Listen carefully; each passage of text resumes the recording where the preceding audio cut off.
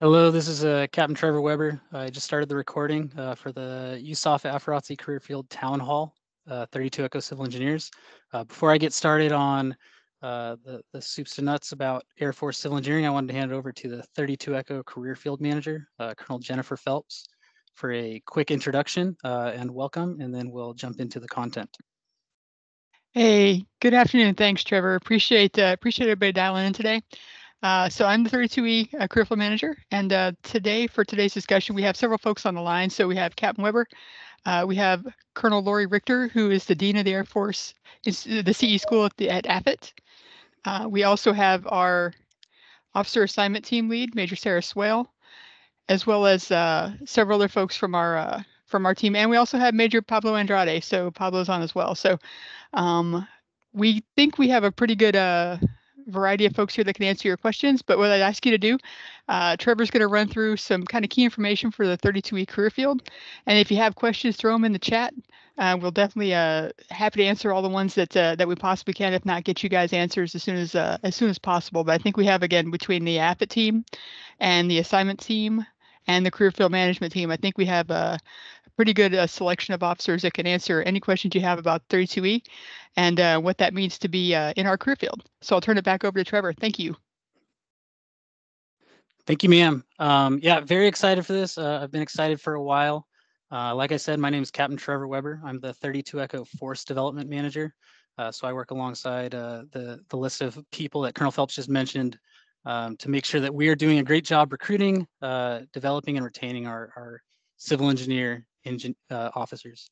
So this is kind of the introduction or the overview of what we're going to go over down at the bottom, and we'll jump right into it. If you have any questions, like Colonel Phelps mentioned, feel free to type them in the chat and we'll get to them. All right, real quick, just a initial postage stamp about myself. My name is Captain Trevor Weber, as I mentioned. I am a ROTC grad from the University of Portland, and I've been afforded the opportunity, which we'll talk about through this discussion, to receive a couple other degrees along the way, both a master's in civil engineering from University of Louisville, as well as a master's of science in operations research at Ohio State. This summer, I'm actually going to earn my or start my journey for my PhD at Southern Methodist University. So one of the great opportunities the Air Force provides is education. And I highly encourage you, if it sounds like most of you already have, right, because you're in the ROTC program, to capitalize on that investment that the Air Force is providing to you.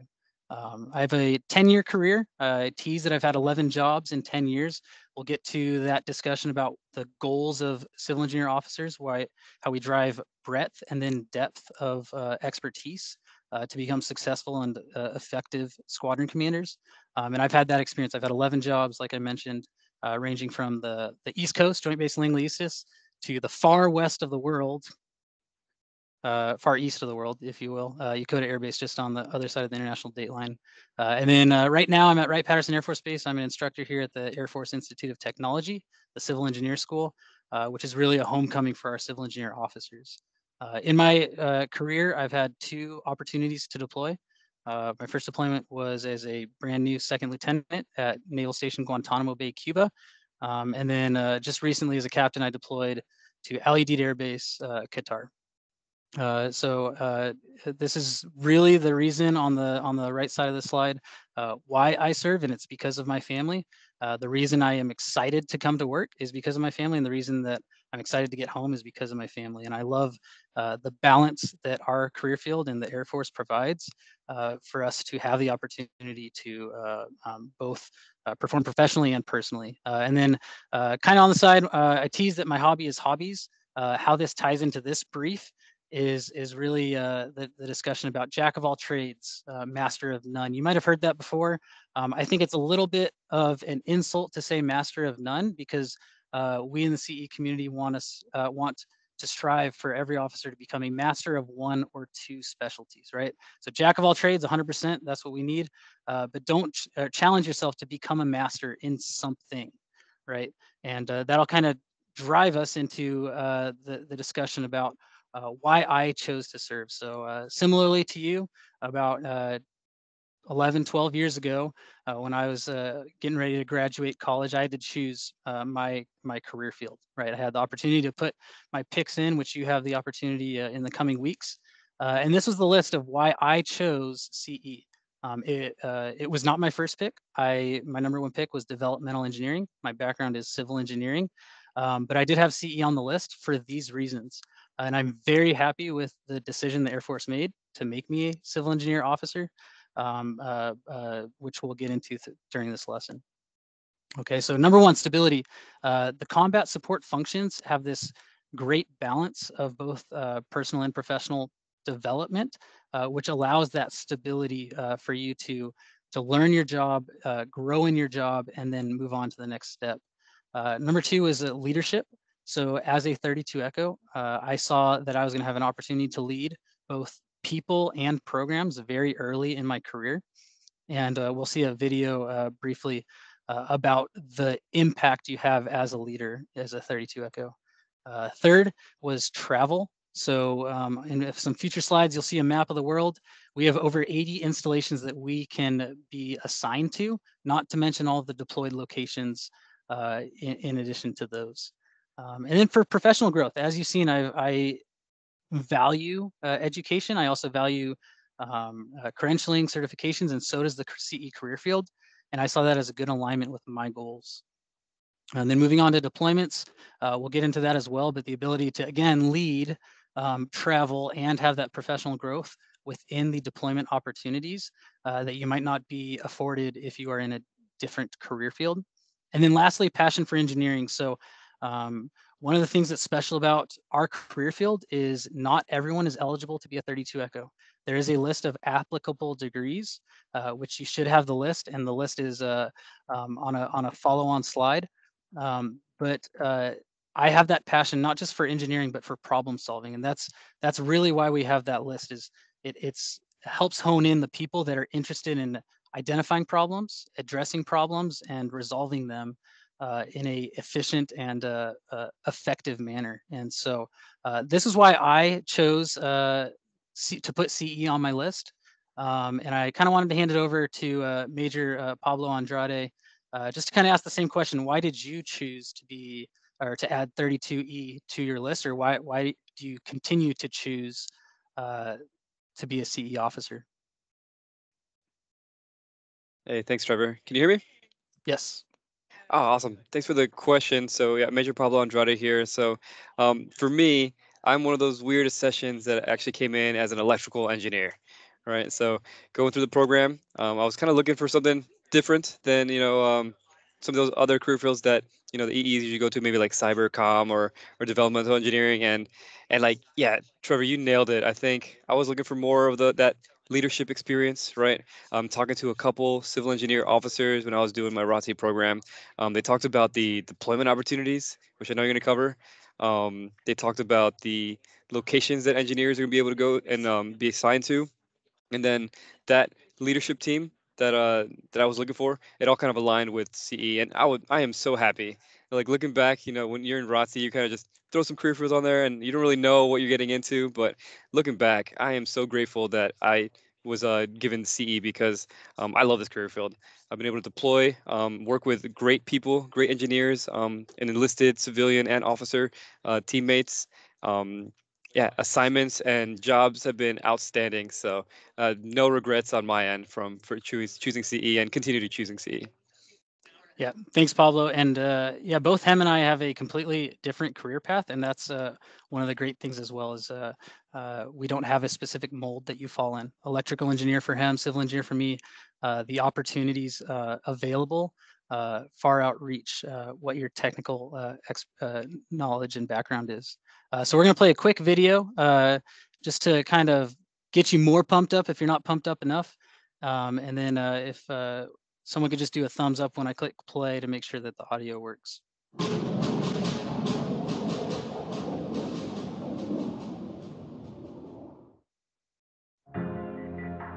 When we were kids, we spent our days outside, running around, building things.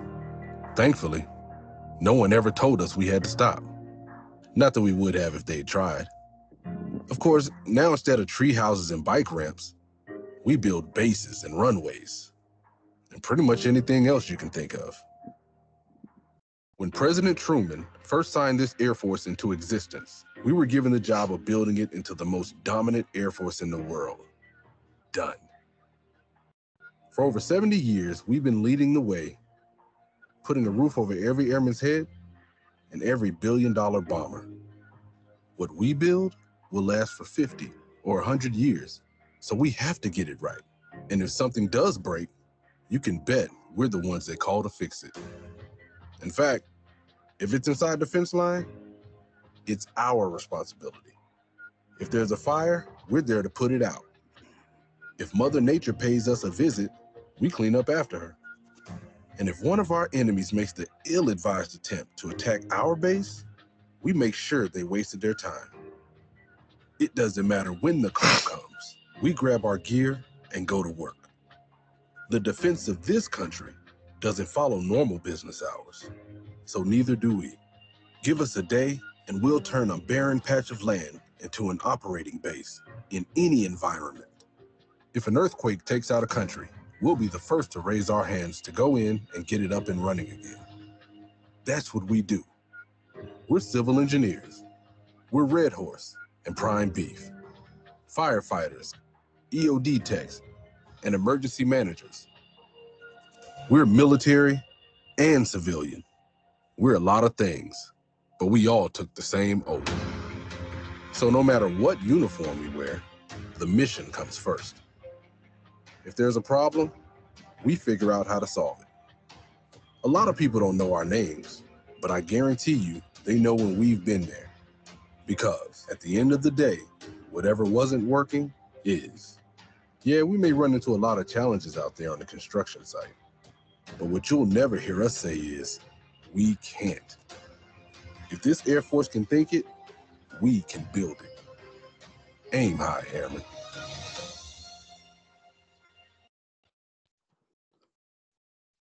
Yeah, so I choose to watch that at least once a week, right? No, kidding aside, it's amazing the impacts and the breadth that we have to the Air Force civil engineer mission. We're not flying the planes, but without the civil engineers and the mission support as a whole, nothing works. Nothing is a bit, gets off the ground, right? So I just have a handful of other videos if you're interested in looking at those, just to kind of gain a little bit more background, specifically that We Are CE playlist. There's about 20 videos that talk about the different stories behind the CE efforts that are taking place. So depending on how much time you have, definitely recommend watching those videos. So we're going to transition into the next topic, which is what applicable degrees are available for you to become a civil engineer officer. The biggest punchline for this is we're more than just civil engineering. Although we're listed as civil engineer squadron, civil engineers, all of these 16 different career or degree paths can get you to become eligible to become a 32 Echo. Specifically, I want to highlight some of those mechanical, electrical that may historically fall under the developmental mindset. We have a different mission set than we've had in the past, right? Where we were sustaining infrastructure and then deploying with that sustained infrastructure. A lot of the times now we are fighting at the base that we are assigned to. Perfect example is any Space Force base, right? Without the electrical, the mechanical background, the industrial engineering, the construction management background, we cannot sustain the mission, which might happen at a computer, might happen in a data warehouse versus an airfield, and that's extremely influential, especially when you talk about cyber attacks, cyber threats. So the push line for this is really we are more than civil engineering, and we're really trying to enforce that we need that diversity of thought, which comes through multiple channels. All right, so now we're going to transition into the different opportunities that you can be afforded as an Air Force civil engineer. So that top line right there, that's more of the traditional and specialty assignments that you might be accepting. Right off the bat, the majority of our officers join a Prime Beef organization. So Prime Beef Base Expeditionary Engineer Force is what we're trying to do is we're trying to develop capabilities, both competencies and confidence for you to be able to deploy your team to sustain and operate a base, okay? In that becomes, there are different phases, right? So from bed down to closure, that entire soups to nuts falls in that prime beef mission set. Moving on to Red Horse. So this is, think more the Rapid Engineer Deployable Heavy Operational Repair Squadron Engineers. It's an acronym. And what their mission is, it's to develop special capabilities that a downrange or garrison mission requires in order to execute their mission. So they are very strongly focused, emphasized on troop construction projects, and that's an opportunity as an officer. You can lead both a Prime Beef or a Red Horse organization. And we'll discuss the CBRN officer and so on in a couple slide builds. But those are kind of the two primary base sustainment efforts that you could potentially start your career with. And now we're going to kind of jump into the other efforts, right? So we have a list of CE truths, truths that are expected of the CE enterprise, both officer, enlisted, and civilian. Truth number one is Air Force installations are our power projection platforms. So in that video, you saw, hey, we do electrical work, we do heating, ventilation, air conditioning work, we build things, we repair things, we recover things, but that's not it, right? We are still a readiness combat support function, and with that comes in the top right the CBRN mission. Okay, so we have a new opportunity for onboarded 32 Echoes. So after you are a 32 Echo, you can become a CBRN qualified officer, because little known, well, pretty widely known fact, but little known to me when I was a cadet, is that MOP gear that you may have trained on in ROTC or the academy, the MOP gear that everyone in the active duty Guard and Reserve wear. We are responsible as the Civil Engineer Squadron for training and sustaining that mission set. And so while you don't think infrastructure perhaps when it comes to that, they fall under our umbrella. Also moving below that, explosive ordnance disposal. So you have the opportunity, this is a competitively selected program, to become an EOD qualified officer to lead our EOD technicians in the mission capabilities and mission requirements that they must fulfill. And then moving on to contingency response. So really, every single one of these pictures shows contingency response, but we have the opportunity to be the first on the ground to develop a bed down, to prepare a mission before the operational troops are there, and contingency response is that opportunity that you can get in your second or third assignment to accomplish. So the picture down at the bottom, I love this because a lot of people, they focus their eyes on the thing flying in the air, right? The C-17, and while that is our mission, right? Our power projection platform, the power projection is that aircraft, the installations and the pavement, the facilities, the infrastructure, the utilities that aircraft is dependent on, all falls under the CE mission. So this is a great picture of showing the impact of that CE mission. Moving over to the left, just like CBRN officers and EOD officers, as a squadron commander, you will actually be responsible. You'll be the fire marshal for the for the installation, because fire and emergency services also falls under the CE umbrella. So talk about the opportunities to lead, the opportunity to have that impact when it comes to both garrison and contingency efforts. And then lastly, that picture in the top left. So this is kind of the purpose of our civil engineers, right? Is preparation, but also recovery. Because when accidents happen that we cannot project, we cannot control every single variable to make sure that things are going to run smoothly. You need engineers to come and recover that base, right? So this picture right here is the after effect of Hurricane Michael at Tyndall Air Force Base. But the question to you is, what happens when this isn't a natural disaster, when it's a human disaster and you need engineers to act immediately for us to project power, project the mission, the operational mission to attack the enemy. And without those engineers, without those capable leaders as officers, and the technicians that are executing the work, that mission that you are supporting cannot exist. So just some things, foods for thought, and then we're gonna jump into those three bottom in a brief second. But I just kind of want to show a map real quick of the different areas that you could expect to be assigned as a 32 Echo.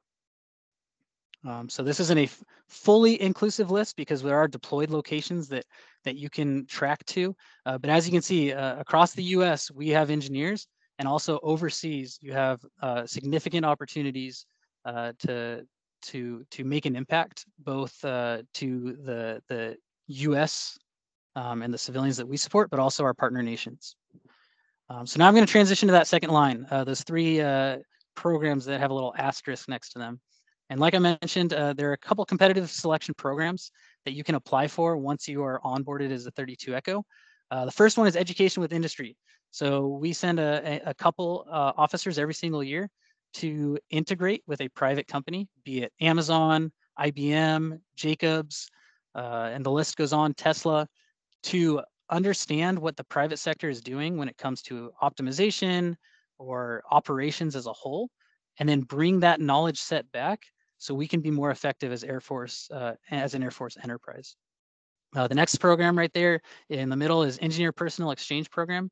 So again, a couple officers every single year have the opportunity to work in the joint environment, be it with the Navy construction battalions or the Army sapper teams, engineers, to understand their capabilities, but also be an advocate for our capabilities in that joint environment. And then lastly, airfield pavement evaluation.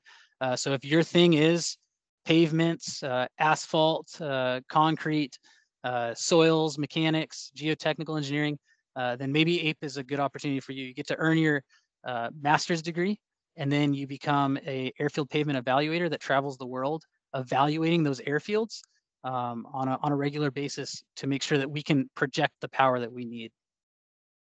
So I'm going to transition to a couple other opportunities, specifically professional development, because I'd argue that if you're happy with completing your bachelor's degree and that's the last step in education, good on you. But there's so many more opportunities for you to develop and continue to grow. I challenge you to pursue that option instead. So right off the bat, funded master's and PhD opportunities. We have about 30 slots per year. There are some opportunities which the window is closing in a couple days to apply directly out of college. But we also have opportunities once you are an active duty officer to accomplish that. And that's how I earned my second degree at Ohio State University. Also, recently, in the past couple of years, the Air Force Civil Engineer over at the Pentagon, the Headquarters Air Force Office, decided that we wanted to focus and invest our opportunities in some technical expertise. So they added some funding and some opportunities along with us at the Air Force Institute of Technology for people to earn their professional engineering license, as well as their project management professional certification. And we both support the Air Force Civil Engineer Enterprise, supports both the prep for those programs as well as reimbursement for the exams. And to me, that's more than just, hey, let's put some money to a paper. That's showing that the CE Enterprise cares and they want to invest in our professional development. So I've capitalized on that opportunity, and I challenge everyone that becomes a 32 Echo to do the same. And then lastly, like Major Andrade talked about, that I was going to jump into is deployments. So where we are potentially different than other career fields is we have quite a bit of opportunities to deploy. And when we're deploying, we are leading typically a large portfolio or a large group of personnel. So we're also leading small teams at the tactical level, but the lasting large impact that we have is significant. My deployment to Guantanamo Bay as a second lieutenant, I was already leading a team of 26 to include 2 other career fields. Okay, so not every career field has that opportunity. I learned so much both in the management and leadership realm, and I also learned a lot about myself and my strengths and weaknesses from that opportunity. Another cool thing about deployments is we're the first on the ground. Think about wherever you are watching this video, right? You look around, everything in this vicinity of your space is dependent on an engineer. So that means that you cannot, as a pilot, as a space operator running satellites, nuclear weapons, you cannot function without utilities, without infrastructure, without sustainment of that infrastructure, and that requires us engineers to get after. And then on the flip side, last one's out. We're typically operating our missions until the last second, right? So we need to rely on those same utilities, infrastructure. So we need to maintain that stuff until the mission is complete. Moving on to global opportunities, like I mentioned, I've been in Cuba, I've been in the Middle East, and there's a lot of other opportunities out there, especially right now in the Pacific, which is our primary, one of our primary focuses. And then lastly, contingency construction is a little bit different than garrison construction. And it really requires someone that's interested in problem solving, interested in critical thinking to get to that final solution to make sure that we're sustaining the base and sustaining the base operations. So this map right here on the left is really just a timeline of what you can expect your career to look like. You can see the full list on the career field education and training plan. I'll show that on the last slide. But this is kind of just a summary of our goals, right? In the traditional prime beef section is to build breadth, but then become a master of one or two opportunities, build that depth until we're developing that leadership. And looking a little bit far out, right? As an FGO, you continue to progress and build upon that. All right, so that was a very quick, I could probably talk for hours and hours on why the opportunities are limitless. But I really wanted to kind of circle back. We started off with why I chose to be CE, but that was 12 years ago. So I've changed a little bit. And this is kind of the list of why I choose CE. I've had the opportunity to cross-train in 2 different AFSCs. I've had the opportunity to separate a couple of times now, but I'm still here. So obviously something keeps bringing me back. And these are the 6 kind of things that I want to hit on. Number 1, the people. So might sound a little cheesy, but the people in the CE community have this passion that I haven't seen in many other places. The passion to be effective, to be the best that we can be, to get at a solution versus just identifying problems. There's a reason that the entire world wants our Air Force civil engineers to be integrated into their functions. Number 2, mission and impact, kind of combining those two. As I mentioned, as the video mentioned, nothing exists, nothing can function without that civil engineer support, that combat support. And personally, I just take a lot of pride in that fact that not me myself, but my people that I'm leading and the opportunities that I've led have made that lasting impact. In Japan, not just US nationals, but our partner nations, while deployed, our partner nations, and it's very beneficial to my morale to know that, right? And it keeps me wanting to work, like I mentioned, and wanting to come back home. Over to the right side, the opportunities. I'd say the hardest part about CE is we can't do everything. I will not most likely have the opportunity to become an EOD qualified officer or a CBRN qualified officer. That was really a really tough pill for me to swallow because those sound so exciting and so appetizing. I personally chose what I'm passionate about, which is force development, education, training, developing the future leaders, right? But everyone has to identify what they want to accomplish. And the CE community has that giant platter, a buffet of different opportunities that you can get after. And I'm not just saying this next one, the assignments team, because they're in the room. I personally believe, and I've talked to other career fields, I've talked to, my spouse was active duty as well. I've talked to her about her engagement with the assignments team. And I cannot say enough how impactful it is to have a support team, the assignments team, the ones that load our assignments, the ones that, determine our destiny, advocate for us, fight for us, and defend what we want personally. And also the toughest part is it's not all about us, right? It's about the mission, and they have this balance of personal development and enterprise success, and they balance those priorities seamlessly. And it requires a lot of work, and that's why I think a lot of other career fields perhaps aren't as successful. But I'd argue that our assignments team is the best in the Air Force, and I'm not the only one standing on that hill. I know a lot of other people can attest. And then lastly, this pick me for Hawaii, right? Assignments team.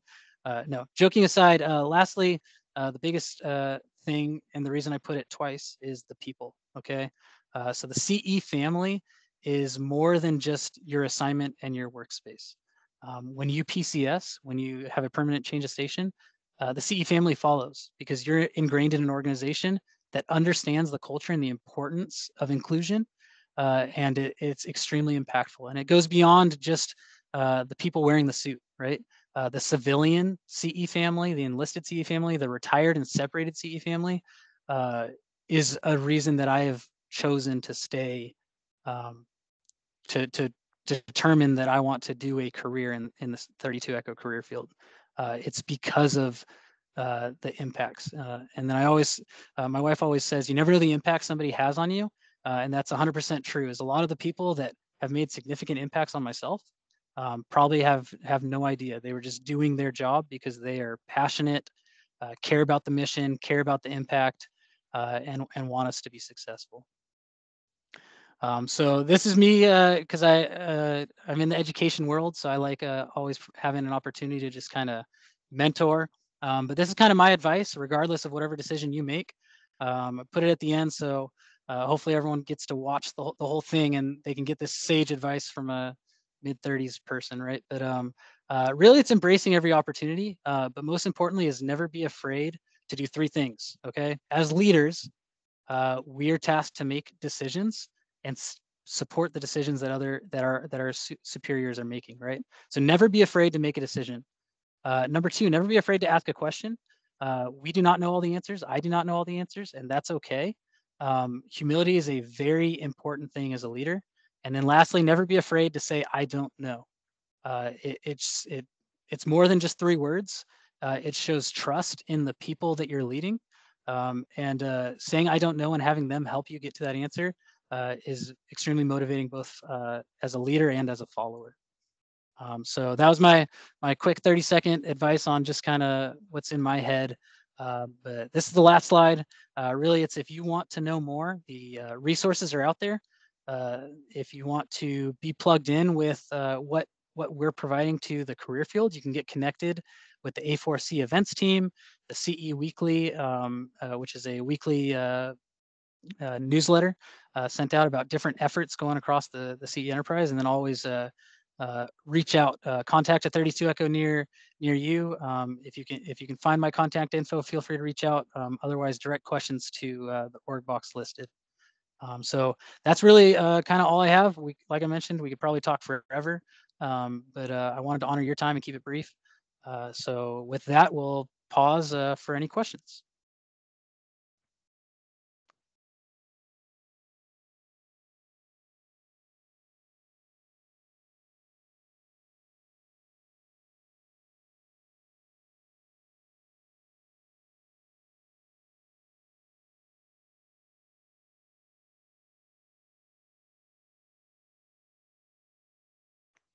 All right, and I'm not going to put anyone on the spot. Again, this is recorded. You can always ask questions in the comments when it's finally posted. You can also reach out to your ROTC or Academy cadre. And then lastly, you can always direct questions to that org box. But I'm going to pause the recording, but if anyone wants to stay for questions after the recording is over, I'm happy to stay in the room. Thank you for your time, and good luck with your decision going forward.